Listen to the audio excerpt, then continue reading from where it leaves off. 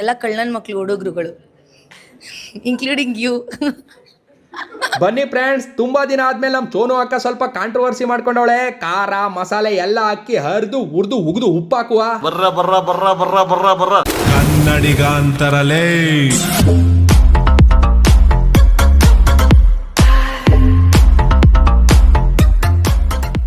K ಸಿನಿಮಾದ ಒಂದು ಹಾಡಿಗೆ ಹೆಜ್ಜೆ ಹಾಕಿದ್ದೀರಾ. ಸೊ ನೀವಾಗಲೇ ಹೇಳಿದ್ರಿ, ಇನ್ಫ್ಯಾಕ್ಟ್ ಅಂದರೆ ಕ್ಯಾಮ್ರಾ ಮುಂದೆ ನಾರ್ಮಲ್ ಆಗಿ ಮೊಬೈಲ್ ಮುಂದೆ ಡ್ಯಾನ್ಸ್ ಮಾಡೋದು ಬೇರೆ ಥರ, ಬಟ್ ಒಂದು ಸಿನಿಮಾಗೆ ಹೆಜ್ಜೆ ಹಾಕೋದು, ಆಲ್ರೆಡಿ ಕಂಪೋಸ್ ಆಗಿರೋ ಟ್ಯೂನ್ಗೆ ಹೆಜ್ಜೆ ಹಾಕೋದು ತುಂಬ ಚಾಲೆಂಜಿಂಗ್ ಆಗಿತ್ತು ಅಂತ. ಎಷ್ಟು ಖುಷಿ ಇದೆ ಅದ್ರ ಬಗ್ಗೆ, ಅದನ್ನು ಹಂಚ್ಕೊಳ್ಳಿ. ಆ್ಯಕ್ಚುಲಿ ಹೇಳಬೇಕಂದ್ರೆ ನಿಜವಾಗ್ಲೂ ತುಂಬ ನಂಗೆ ನರ್ವಸ್ ಆಯಿತು.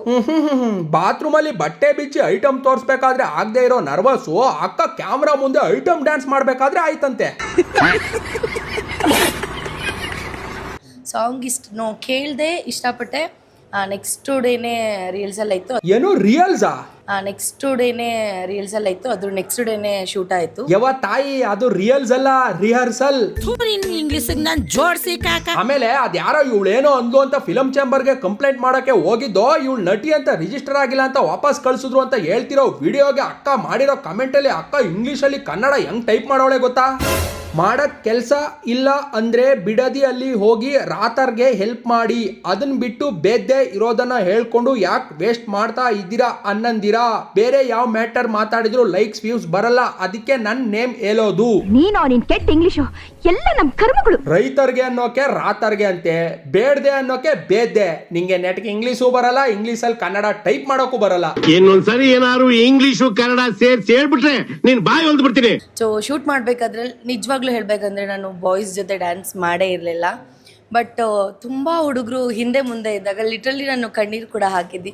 ಅಯ್ಯೋ ನನಗೆ ಮಾಡೋಕ್ಕಾಗ್ತಿಲ್ಲ, ಕಂಫರ್ಟ್ ಇಲ್ಲ ಅಂತ ಹೇಳಿ. ಅಲ್ಲಲ್ಲಲ್ಲೇ ಬೀಚ್ಗಳಲ್ಲಿ ಬಿಕಿನಿ ಹಾಕೊಂಡು ಬ್ಯಾಕು ಫ್ರಂಟು ತೋರಿಸ್ಕೊಂಡು ವಿಡಿಯೋ ಮಾಡಿ ಆನ್ಲೈನಲ್ಲಿ ಅಪ್ಲೋಡ್ ಮಾಡಬೇಕಾದ್ರೆ ಇರೋ ಕಂಫರ್ಟು ಸುತ್ತಮುತ್ತ ಹುಡುಗರು ಇದ್ದಾಗ ಡ್ಯಾನ್ಸ್ ಮಾಡೋಕೆ ಇರ್ಲಿಲ್ವಂತೆ. ಇದೊಂಥರ ಹೆಂಗಾಯ್ತು ಅಂದ್ರೆ ಊರ್ ತುಂಬಾ ಏಲ್ ತಿಂದು ಮನೆಗೆ ಬಂದು ಮೊಸರನ್ನ ತಿನ್ನೋಕ್ ಮುಜುಗರ ಆಗ್ತಿದೆ ಅಂದಂಗ ಆಯ್ತು.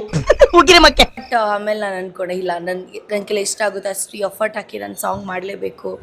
ಸೊ ಹೇಳೋಕ್ಕಾಗಲ್ಲ, ಕೆಲವೊಂದು ಸಾಂಗ್ಸಿಂದನೇ ಮೂವಿ ಹಿಟ್ ಆಗ್ಬೋದು. ಸೊ ನನ್ನನ್ನು ನಾನು ಏನು ಅಂತ ತೋರಿಸ್ಕೊಳ್ಳೋಕ್ಕಾದ್ರೂ ಅಷ್ಟು ಚೆನ್ನಾಗಿ ಆ್ಯಕ್ಟ್ ಮಾಡಿದ್ದೀನಿ.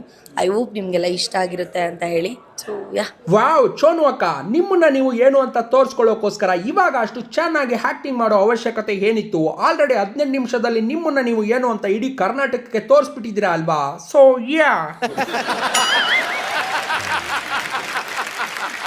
ಬಟ್ ಒಂದು ಕೆಟ್ಟ ಇನ್ಸಿಡೆಂಟ್ ನಿಮ್ಮ ಒಂದು ರಿಲೇಷನ್ಶಿಪ್ ಸ್ಟೇಟಸ್ ಮೇಲೆ ತುಂಬ ಕೆಟ್ಟ ಪರಿಣಾಮ ಬೀರೋದಂತೂ ತುಂಬ ಚೆನ್ನಾಗಿ ಕಾಣ್ತಾ ಇದೆ. ಬಟ್ ಈ ರೀತಿ ಟ್ರ್ಯಾಪ್ ಮಾಡುವಂತಹ ಹುಡುಗರಿಗೆ, ಸೊ ಅವ್ರು ನೀವೇ ಹೇಳ್ಕೊಂಡ್ರಾಗ ಯಾರಿಗೂ ಮೋಸ ಮಾಡಿಲ್ಲ, ಏನು ಮಾಡಿಲ್ಲ, ದುಡ್ಡನ್ನ ನಿಮ್ಮ ಕಡೆಯಿಂದನೇ ಅವ್ರು ಆ್ಯಕ್ಚುಲಿ ಬಾಚ್ಕೊಂಡಿದ್ದಾರೆ ಹುಡುಗರೆಲ್ಲ. ರಿಲೇಷನ್ಶಿಪ್ಪಲ್ಲಿ ಈ ಥರ ಮೋಸ ಮಾಡೋರಿಗೆ ಏನು ಹೇಳಕ್ಕೆ ಇಷ್ಟಪಡ್ತೀರಾ? ಈಗ ಎಲ್ಲರೂ ಒಳ್ಳೆಯವರೇ ಇರ್ತಾರೆ ಅಂತ ಹೇಳೋಕ್ಕಾಗಲ್ಲ, ಕೆಟ್ಟವ್ರು ಇರ್ತಾರೆ. ಸೊ ನಾವು ಹುಡುಗಿರು ಅಲರ್ಟ್ ಆಗಿರಬೇಕು. ಎಲ್ಲ ಕಳ್ಳನ ಮಕ್ಳು ಹುಡುಗರುಗಳು. ಓಹೋ, ಎಲ್ರು ಒಳ್ಳೆಯವರೇ ಇರ್ತಾರೆ ಅಂತ ಗೊತ್ತಾಗಲ್ವಂತೆ, ಹುಡುಗಿರು ಅಲರ್ಟ್ ಆಗಿರ್ಬೇಕಂತೆ. ಎಲ್ಲಾ ಹುಡುಗರು ಕಳ್ಳನ ಮಕ್ಳಂತೆ. ನನ್ಗಿಲ್ಲಿ ಗೊತ್ತಾಗದೆ ಇರೋದು ಏನಂದ್ರೆ, ಎಲ್ಲಾ ಹುಡುಗರು ಕಳ್ಳನ ಮಕ್ಳೆ ಅಂತ ಹೇಳ್ತಿರೋ ನಮ್ ಸೋನು ಅಕ್ಕ ಎಲ್ಲಾ ಹುಡುಗರು ಯಾವಾಗ ಟ್ರೈ ಮಾಡಕ್ ಹೋಗಿದ್ಲು? ಐ ಮೀನ್ ಎಲ್ಲಾ ಹುಡುಗರು ಕಳ್ಳನ ಮಕ್ಳೆ ಅಂತ ಹೇಳ್ತವಳೆ ಅಂದ್ಮೇಲೆ ಎಲ್ರಿಂದನೂ ಮೋಸ ಆಗಿರ್ಬೇಕು ಅಲ್ವಾ ಅಂತ ಹೇಳ್ತಿರೋದು. ಆಮೇಲೆ ಏನ್ ಗೊತ್ತಾ ಫ್ರೆಂಡ್ಸ್, ನಮ್ ಸೋನು ಅಕ್ಕ ಏನ್ ಕೋಪದಿಂದ ಹೇಳಿರೋದಲ್ಲ, ಒಂಥರ ಆಂಕರ್ ಜೊತೆ ಫ್ಲರ್ಟ್ ಮಾಡೋ ತರ ಹೇಳಿರೋದು. ಎಲ್ಲ ಕಳ್ಳನ ಮಕ್ಳು ಹುಡುಗರುಗಳು ಇನ್ಕ್ಲೂಡಿಂಗ್ ಯು. ನೋಡಿದ್ರಾ, ಗೊತ್ತಾಯ್ತಾ? ಅರ್ಥ ಆಯ್ತು ಅನ್ಸುತ್ತೆ. ಆದ್ರೂ ಎಲ್ಲಾ ಹುಡುಗರು ಕಳ್ಳನ ಮಕ್ಕಳೇ ಅನ್ನೋದೇ. ಆದ್ರೆ ಇವಾಗ ಐಟಮ್ ಡ್ಯಾನ್ಸ್ಗೆ ಚಾನ್ಸ್ ಕೊಟ್ಟಿರೋ ಡೈರೆಕ್ಟ್ರು ಕಳ್ಳನ ಮಗನೇ, ಇವಳ ತಮ್ಮನೂ ಕಳ್ಳನ ಮಗನೇ, ಇವಳ ಫಾಲೋವರ್ಸ್ ಲಿಸ್ಟ್ ಅಲ್ಲಿರೋ ಎಲ್ಲಾ ಹುಡುಗರು ಕಳ್ಳನ ಮಕ್ಕಳೇ ಅಂತಾನೆ ಅಲ್ವಾ? ನೀನು ಪಾಯಿಂಟು ಕರೆಕ್ಟ್. ಏನ್ ಗೊತ್ತಾ ಫ್ರೆಂಡ್ಸ್, ನಮ್ ಸೋನು ಅಕ್ಕ ಹೇಳಿರೋದ್ರಲ್ಲಿ ತಪ್ಪಿದ್ರು ನಮ್ಗೇನದು ಲೆಕ್ಕಕ್ಕಿಲ್ಲ. ಯಾಕಂದ್ರೆ ಅವಳು ಹೇಳ್ತಿರೋ ಕಳ್ಳನ ಮಕ್ಕಳು ನಾವೇ ಅಂತ ನಾವ್ ಯಾಕೆ ಅನ್ಕೋಬೇಕು?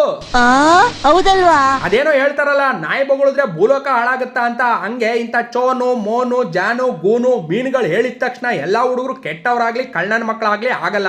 ಎಂತ ಮಾತಾಡ್ದೆ ಮಗ? ನಾನ್ ಕಣ್ಣು, ಕಿವಿ, ಮೂಗು, ಬಾಯಿ, ಪಂಚೇಂದ್ರಗಳೇ ಎಚ್ಚೆತ್ಕೊಂಡ್ಬಿಟ್ಟು. ಸೀಸನ್ 9 ಆಗಿ ಆಲ್ಮೋಸ್ಟ್ ತುಂಬ ವರ್ಷಗಳೇ ಆಗೋಯ್ತು, ಬಟ್ ಯಾಕೆ ಇಷ್ಟು ಟೈಮ್ ತಗೊಂಡ್ರು ಸೋನು ಅವರು ಆ್ಯಕ್ಚುಲಿ ಒಂದು ಸಿನಿಮಾದಲ್ಲಿ ಕಾಣಿಸ್ಕೊಳ್ಳೋದಕ್ಕೆ ಅಂತ?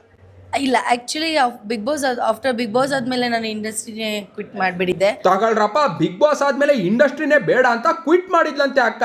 ಅಲ್ಲ ಕಣಕ್ಕ, ಇದುವರೆಗೂ ನೀನು ಇಂಡಸ್ಟ್ರಿಗೆ ಎಂಟ್ರಿ ಆಗಿಲ್ಲ ಅಂದ್ಮೇಲೆ ಕ್ವಿಟ್ ಅಲ್ಲಿ ನಿಮ್ಮ ಅಜ್ಜಿ ಕ್ವಾಣ ಒಳಕ್ ಮಾಡಕ್ಕಾದ್ದ? ಸೊ ಇದರಲ್ಲಿ ಕೇವಲ ನೀವು ಈ ಒಂದು ಸ್ಪೆಷಲ್ ಸಾಂಗಿಗೆ ಮಾತ್ರ ನೀವು ಹೆಜ್ಜೆ ಹಾಕಿದ್ದೀರಾ. ಸೊ ಪೂರ್ಣ ಪ್ರಮಾಣದ ನಾಯಕಿಯಾಗಿ ಯಾವುದು ಬೇರೆ ಆಫರ್ಸ್ ಎಲ್ಲ ಇನ್ನೂ ಬಂದಿಲ್ವಾ? ಆಪರ್ಚುನಿಟೀಸ್ ಬಂದಿದೆ, ನೀವು ಚೂಸ್ ಮಾಡೋಕ್ಕೆ ಟ್ರೈ ಮಾಡ್ತಿದ್ರೆ ಹೇಗೆ? ನನಗೆ ಇಷ್ಟ ಇಲ್ಲ ಫಸ್ಟ್ ಆಫ್ ಆಲ್ ಇಂಡಸ್ಟ್ರಿಯಲ್ಲಿ ಬರಕ್ಕೆ. ಚೋನು ಅಕ್ಕ, ಇಂಡಸ್ಟ್ರಿಗೆ ಬರೋಕ್ ಇಷ್ಟ ಇಲ್ಲ ಅಂದ್ಮೇಲೆ ಇವಾಗ ಏನ್ ಗೆಣಸ್ ಕೀಳಕ್ ಬಂದ್ ಐಟಮ್ ಡ್ಯಾನ್ಸ್ ಮಾಡ್ತಾ ಇದೀಯಾ?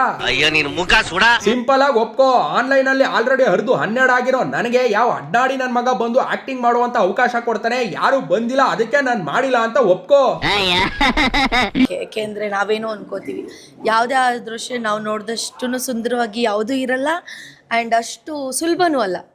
ಸೊ ಹಾಗಾಗಿ ಬೇಡ ಅಂತ ಬಿಟ್ಟಿದ್ದೆ. ನೀನು ಅಷ್ಟೇ ಕಣಕ್ಕ ಚೋನು ಅಕ್ಕ, ಹೀರೋಯಿನ್ ಆಗೋಕ್ಕೂ ಲಾಯಕ್ಕಿಲ್ಲ, ನೋಡೋಕಷ್ಟು ಸುಂದರವಾಗೂ ಇಲ್ಲ, ನಿನ್ನ ಹಾಕೊಂಡು ಸಿನಿಮಾ ಮಾಡಿ ದುಡ್ಡು ಮಾಡೋದು ಅಷ್ಟು ಸುಲಭನೂ ಅಲ್ಲ ಅಂತ ಗೊತ್ತಾಗಿನೇ ಈ ಮಾನ್ಗೆಟ್ಟದು ಬೇಡ ಅಂತ ಅವರು ಬಿಟ್ಬಿಟ್ಟವ್ರೆ.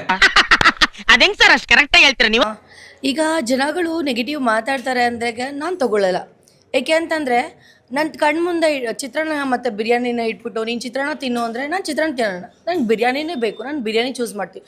ಸೊ ಮುಂದೆ ಇರೋನು ನೆಗೆಟಿವ್ ಆಗೋದ್ರೂ ಮಾತಾಡ್ಬೋದು, positive I take only positive. ನನಗಷ್ಟೇ ನೀನು ಮಾತಾಡ್ತೀಯ, ಅವನ್ನ ಮಾತಾಡೋಕೆ ಬಿಟ್ಟು ನಾನು ದೇವರಾಗ್ತೀನಿ ಅಷ್ಟೇ. ಅಕ್ಕ ತಗಿ ನೆಗೆಟಿವ್ ಆಗಿ ಮಾತಾಡೋರನ್ನ ಮಾತಾಡೋಕ್ ಬಿಟ್ಟು ಅಕ್ಕ ದೇವ್ರಾಗ್ತಾಳಂತೆ. ನೀನು ದೇವ್ರಾಗ್ತೀನಿ ಅಂತ ಹೇಳಿದಾಗ ಆಂಕರ್ ಆಗಿದ್ದಕ್ಕೆ ಸುಮ್ನೆ ಅವನೇ. ಅದೇ ಬೇರೆ ಯಾರಾದ್ರೂ ಆ ಜಾಗದಲ್ಲಿ ಇದ್ದಿದ್ರೆ ನೀನು ದೇವ್ರಾಗ್ತೀನಿ ಅಂತಿದ್ದಂಗೆ ದೇವ್ರ ಮಾಡ್ಬಿಡ್ತೀನಿ ಅನ್ಕೊಂಡು ಎಕ್ಕಡಕ್ಕೆ ಏಲ್ ಮೆತ್ಕೊಂಡು ಮೊಕ್ಕೊಡ್ದು ಕಳ್ಸಿರೋರು. ಆಮೇಲೆ ಏನ್ ಚೋನು ಅಕ್ಕ ನೀನು ಇಲ್ಲಿ ನೋಡಿದ್ರೆ ನೆಗೆಟಿವ್ ಆಗಿ ಮಾತಾಡೋರನ್ನ ಮಾತಾಡೋಕೆ ಬಿಟ್ಟು ದೇವ್ರಾಗ್ತೀನಿ ಅಂದ್ಬಿಟ್ಟು ಇನ್ನೊಂದ್ ಕಡೆ ನೋಡಿದ್ರೆ ಎಲ್ಲರ ಮೇಲೂ FIR ಮಾಡಿಸ್ತೀನಿ ಅಂತ ವಿಡಿಯೋ ಮಾಡಿದ್ಯಲ್ಲಕ್ಕ. ಒಂದು ವಿಷಯದ ಬಗ್ಗೆ ಎಷ್ಟೊಂದು ಜನ ನನ್ನ ಬಗ್ಗೆ ಬ್ಯಾಡ್ ಆಗಿ ಮಾತಾಡ್ತಿದ್ದೀರಾ. ಈ ಟೈಮ್ ಅಂತೂ ನಾನು ಬಿಡೋ ಮಗಳೇ ಅಲ್ಲ. ಯಾರೆಲ್ಲ ಮಾತಾಡಿದ್ದಾರೆ ಎಲ್ಲರದ್ದು ಲಿಂಕ್ ವಿಡಿಯೋಸ್ ಎಲ್ಲ ಆಲ್ರೆಡಿ ಡೌನ್ಲೋಡ್ ಇದೆ. ಅವ್ರ ಮೇಲೆಲ್ಲ ಮೇಲೂ FIR ಮಾಡ್ತಾ ಇದೀನಿ. ಸೊ ವಾ, ಇವಾಗ ಹಂಗಾದ್ರೆ ನನ್ನ ಮೇಲೂ FIR ಆಗುತ್ತೆ ಅನ್ಸುತ್ತೆ. ಅಯ್ಯಯ್ಯೋ, ನಾನು ಈ ವಿಡಿಯೋ ಅಪ್ಲೋಡ್ ಮಾಡೋಕು ಮುಂಚೆ ಅದನ್ನ ಯೋಚನೆ ಮಾಡ್ಬೇಕಾಗಿತ್ತಲ್ಲ ಗುರು. ಅಕ್ಕ ಪ್ಲೀಸ್ ಕಣಕ್ಕ, ನನ್ನ ಮೇಲೆ FIR ಮಾಡಬೇಡ ಕಣಕ್ಕ, ನಂಗೆ ಭಯ ಆಗ್ತಿದೆ, ನನ್ನ ಜೀವನ ಹಾಳಾಗುತ್ತೆ ಕಣಕ್ಕ, ಪ್ಲೀಸ್ ಕಣಕ್ಕ.